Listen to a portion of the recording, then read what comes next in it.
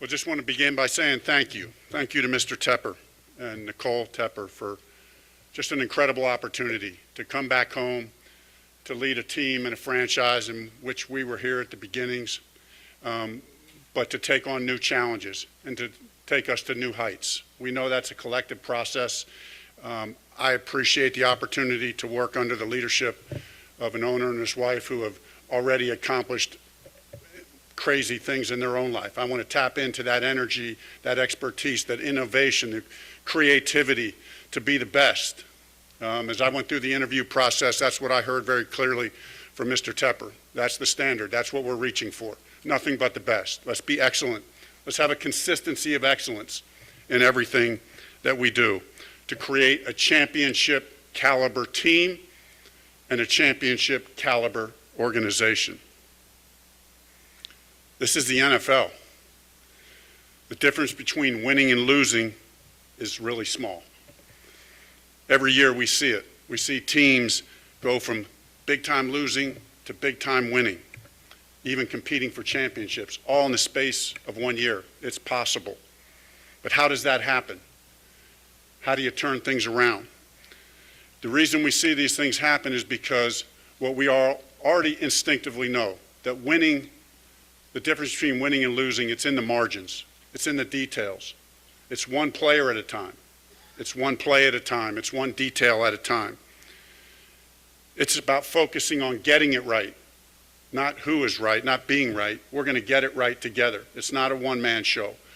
You will see that as a coach and as a coaching staff, we will collaborate. We will collaborate with ownership, with Scott Fitter, the GM, with Christy Coleman, the president, the whole crew. We will collaborate together to create a championship caliber organization. And we will collaborate with the players, coaches and players together. This is a player's game. If there's one thing I know being in this business as a player and coach for 30 years, this is a player's game. They're the stars, right? But we do it together as a team. There are no shortcuts. There are no shortcuts. It's all about the process. It's all about the people. And so we're just going to focus on progress, getting better every day. There's a quote that's been on my desk since my rookie year in 1985, and you'll hear me say this a lot. And it says this, that no man becomes suddenly different from his habits and cherished thoughts. You know, no man becomes suddenly different from his habits and cherished thoughts. And so we're going to be a team and an organization that is about creating championship habits, championship thoughts. We're going to cultivate those. We're going to nurture those, and those are going to grow. They're going to be infectious. We want to feel those, and we want to feel that in the community, and we're so excited to really partner with our fans because that's a very important part of the process. My family's already been acknowledged, but I want to acknowledge them again. My wife, Linda, we've been married 36 years, partners for life. We're a football family. Linda and I, as we've moved around the NFL, we only know one way to do it. That's to dive all in. To dive all in. Obviously, I'm diving all into the football process.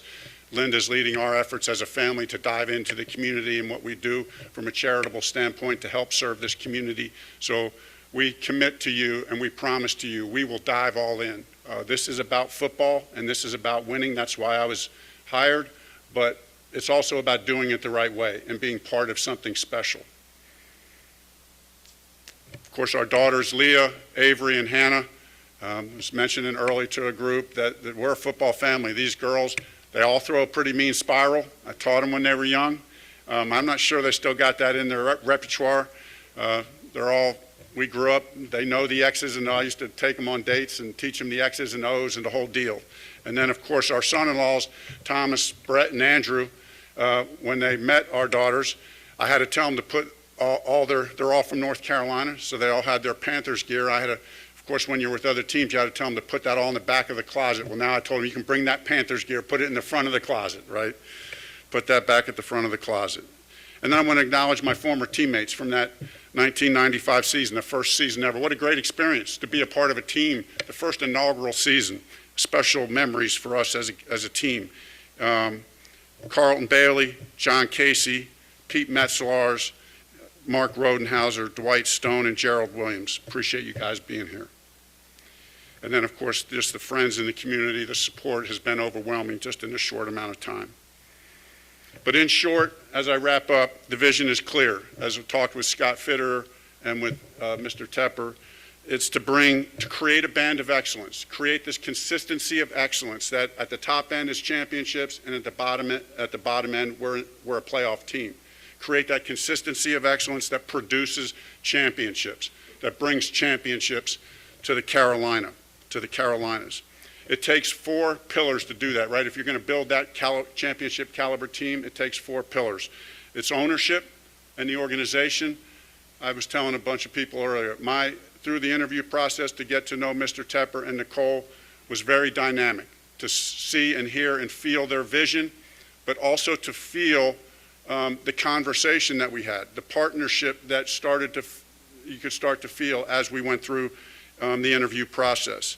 That's a big deal, and of course, it's not just the ownership, it's the whole organization. For me to get a chance, the most important relationship is really with Scott Fitterer, the GM. Head coach and GM, we got to be like this. We're together every day. We got to, along with Mr. Tepper, come up with the blueprint of what this team is going to look like and who we're going to be. So really excited to work with Scott. Class act. We're going to fit together perfect as I'm getting to know him. His expertise is going to be a great asset to me and to our team. And so looking forward to that partnership. And of course with Dan Morgan as assistant, I go back a little bit with him and Samir and then even working with Nicole on the business side and Christy Coleman on the business side. For us, that's a very important part of it as well. So it's about ownership. It's about the players. That's the second pillar. The first is the ownership. You got to have the right ownership to get championships. You got to have the right players. I'm really excited about the roster that we have and the roster that we're going to continue to build. This is what it's all about for me. It's about the relationship and the connection with the players. We give trust to each other right away, but then we continue to gain trust in each other as we work through and go through this journey together. And then it's about the coaches. One of the things that Mr. Tepper made clear is we're going to get the best of the best. He's willing to help support that effort, to get so that we get the best, not only the best, but the best for our team. So we have the right mix of coaches. And we will have a great coaching staff. And then lastly, that 4th pillar, it's about the fans. We're at that time of year. There's nothing like seeing a football stadium rocking. When a team is having success and when we're giving the community reasons to be excited about, it'll be a special time to be in that stadium and to be walking around the city wearing the Panthers logo. And then just finally, right, those are the 4 pillars. And then just finally, this is really to the players. This is really to the players that are here and the ones that might tune in and they'll hear this soon enough. There's 3 primary principles. There's 3 primary principles that we're operate by. The first is a relentless pursuit to get better every day. We got to have a relentless pursuit to get better every day. Nothing can ever get in the way of that. We're committed to that, to push each other in every way. We got to get better every day. No one has all the answers. We work together, we collaborate, and we push each other to be the best. The second one is that excellence comes through competition. We're going to compete in everything we do. In meetings, in the weight room, on the practice field. That's the way you get to be the best. You have to compete against one another and bring out the best. And then, of course, we'll enjoy competing against the opponents. That'll be a lot of fun, and put that on full display, right? And then, lastly, it's going to be about the team. The team, the team, the team.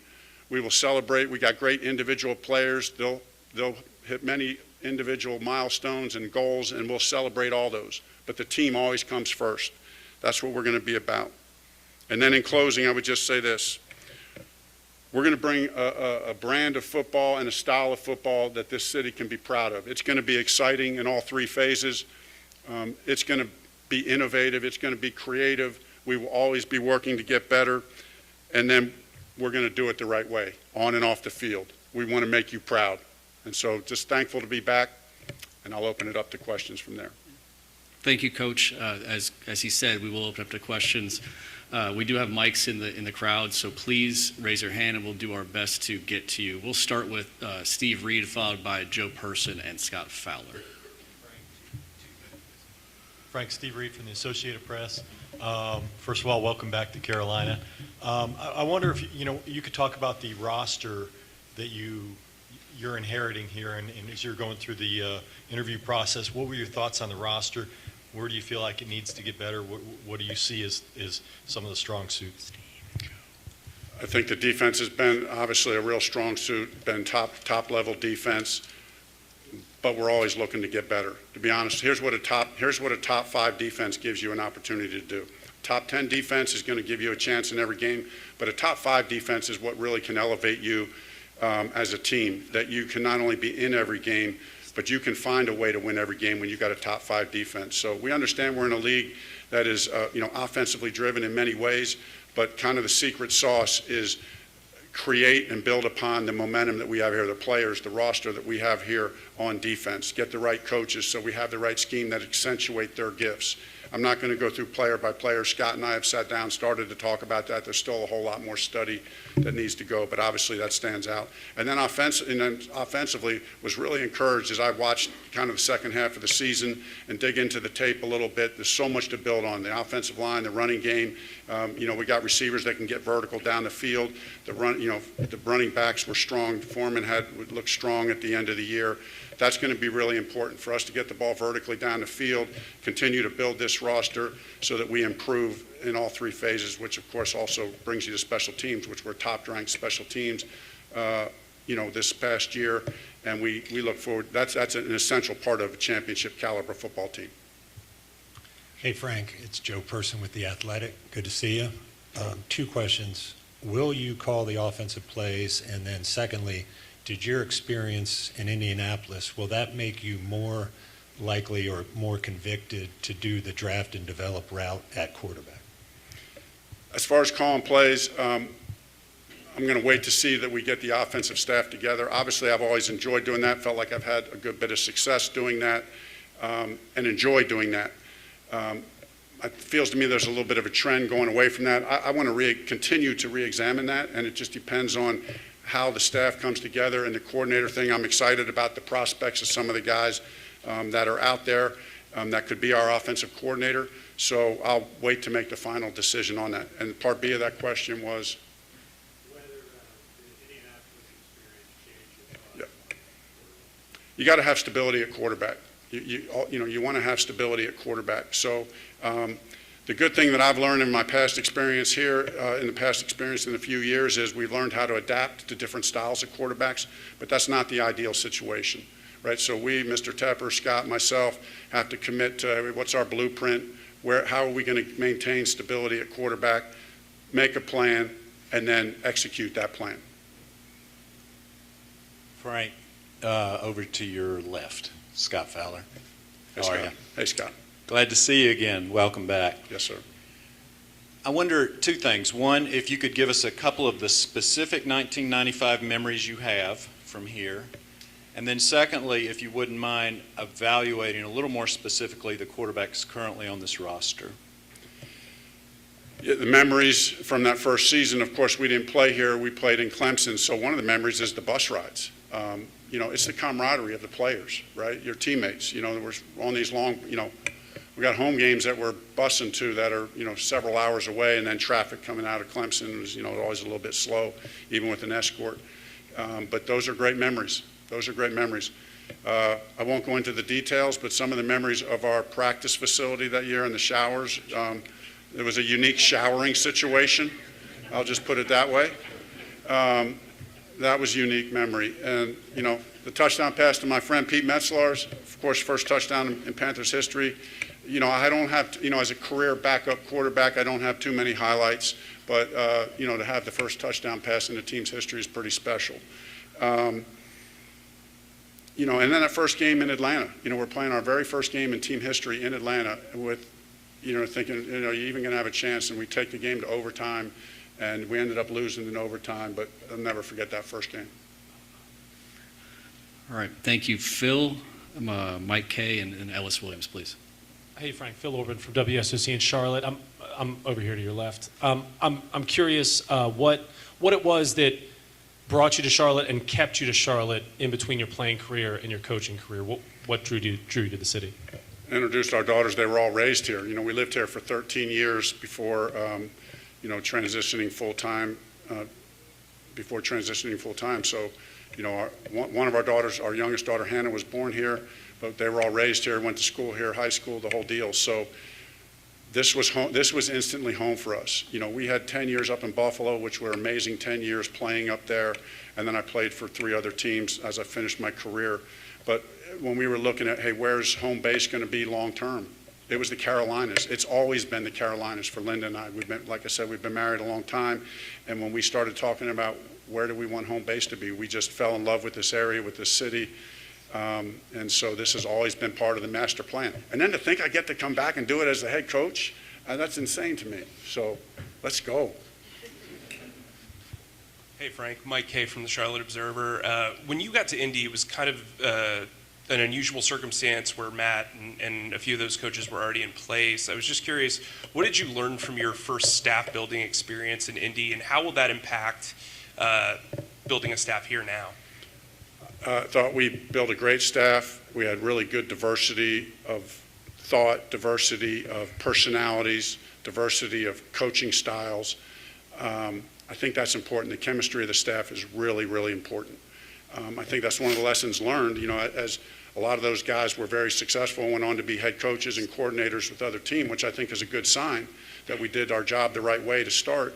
But then you start losing those guys and you got to replace. And this goes back to Mr. Tepper's point.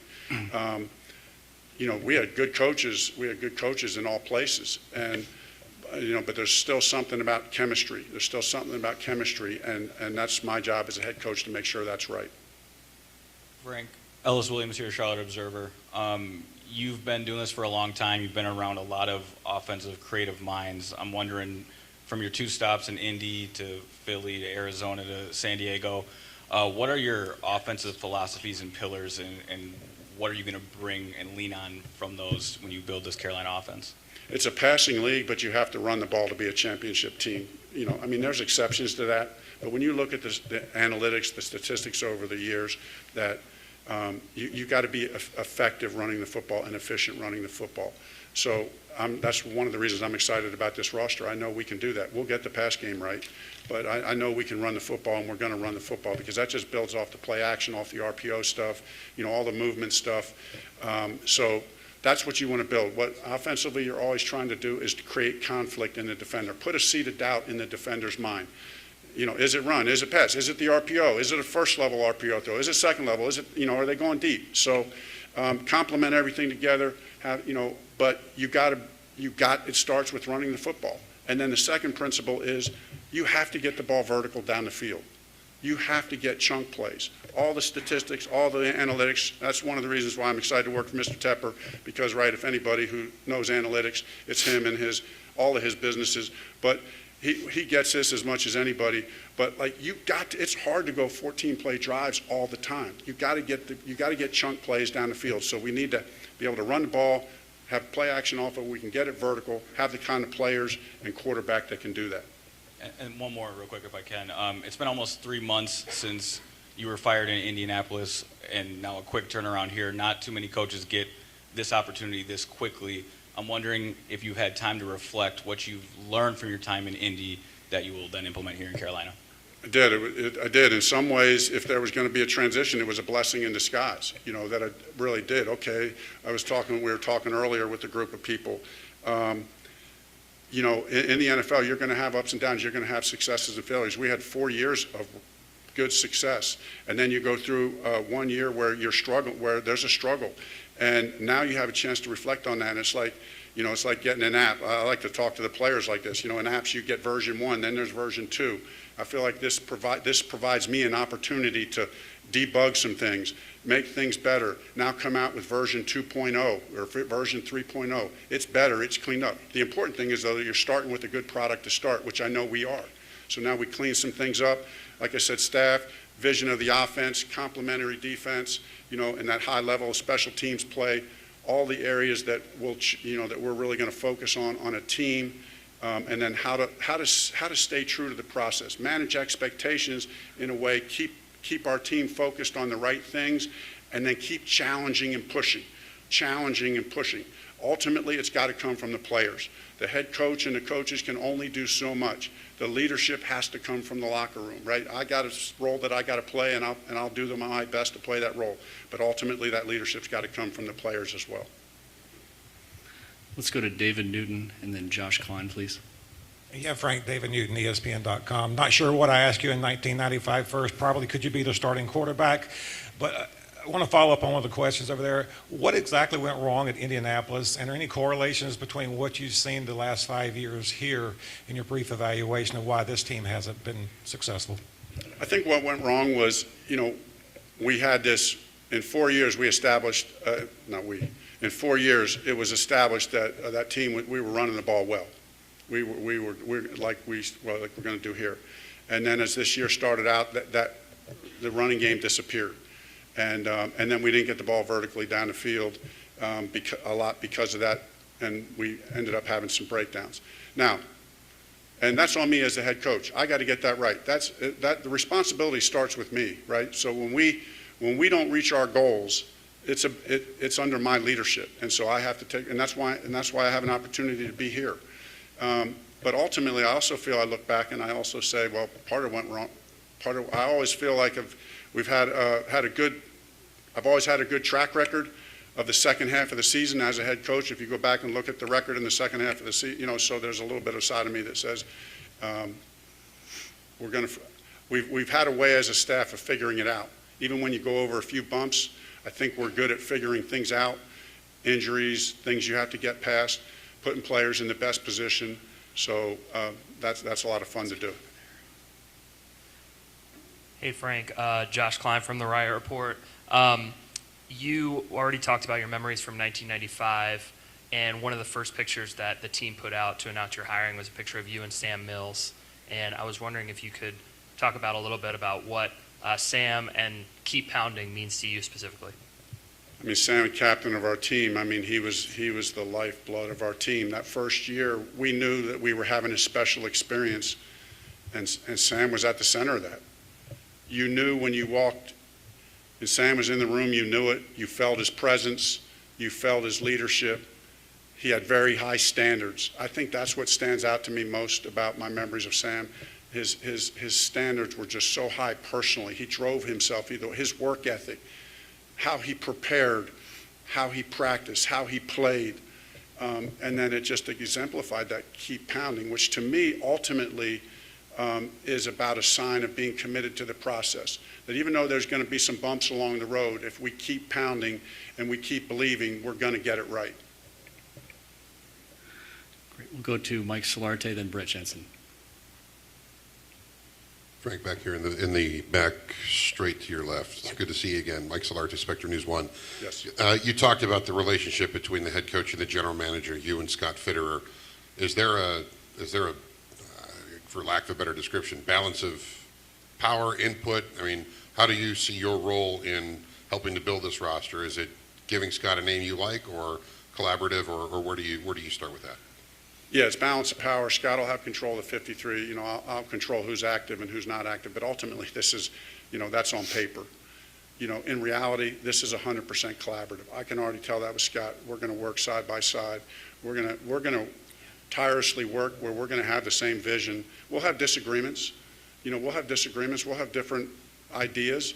But ultimately, we'll come together as one and decide who are the best players on this team and how to build this team.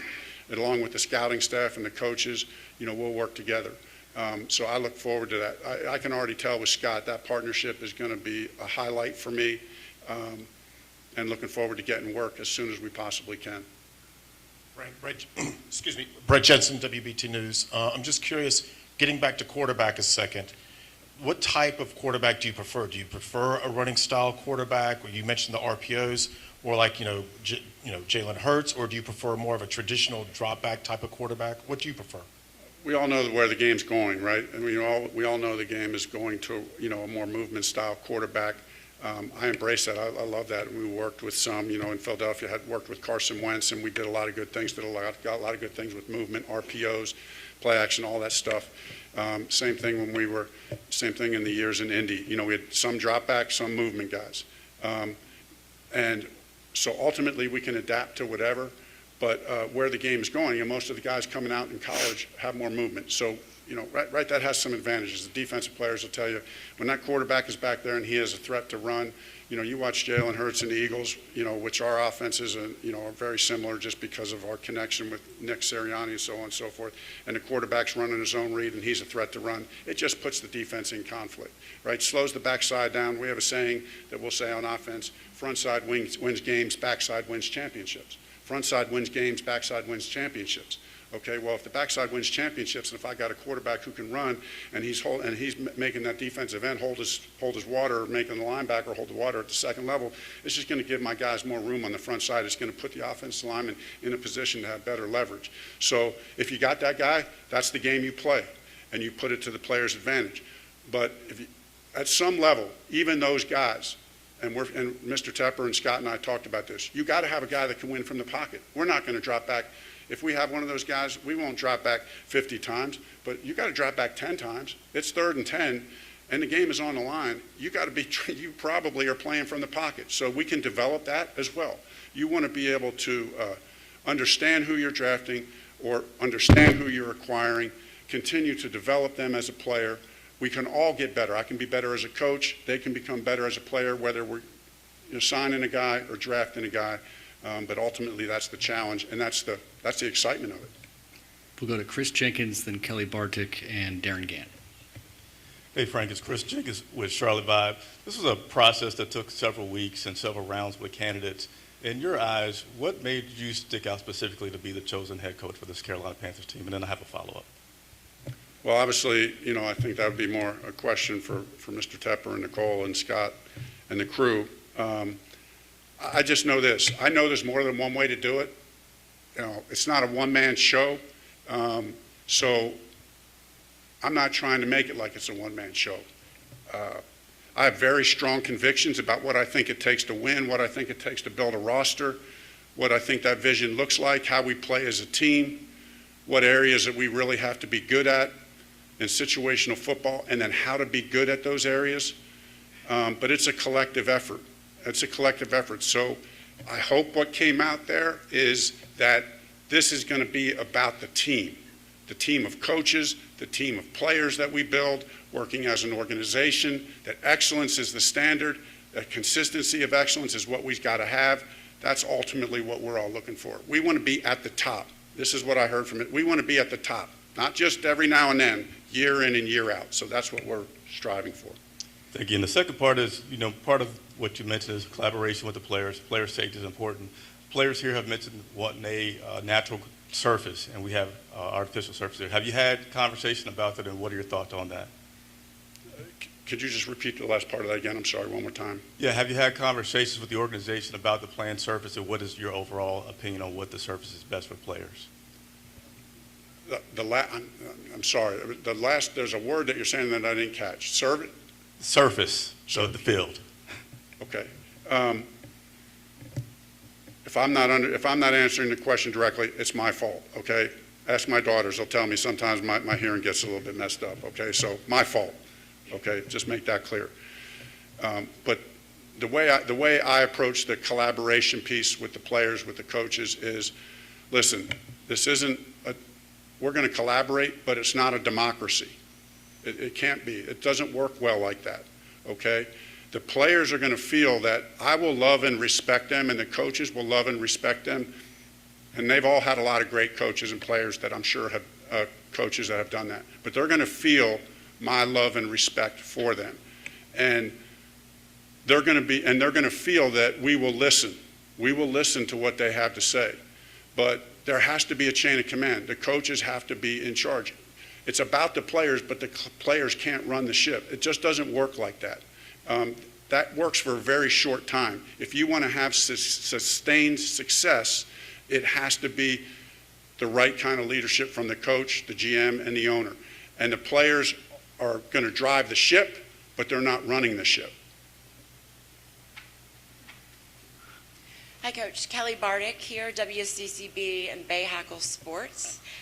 2 questions for you. First of all, welcome back to Charlotte. Thank you. What do you want the identity of the Frank Reich coach Carolina Panthers to be? And then also there are some players here, since we're just talking about players. Have you had the chance to sit down with any of them? And if so, maybe share some of those conversations, what they were like? No, first with the players, just I've started to reach out via text to make sure they all have my number so that when I call and try to connect, obviously it's been 2 days. So like I said, that'll be the highlight, to get with these guys one-on-one, to get with them together. And the first part of that question, Sorry, my mic was going. What do you want the identity of this team to be? so 5 traits of great.